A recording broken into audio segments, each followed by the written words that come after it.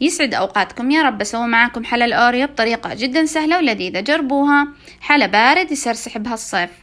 أول طبقة نحط حبات الأوريو وسقيتها حليب، بعدين حطيت علبتين قشطة وأي جبنة كريمي 5 حبات، وظرفين كريم كراميل وظرفين دريم ويب. طبعا أنا مسوية مقدارين، فيكم تسوون نص المقدار.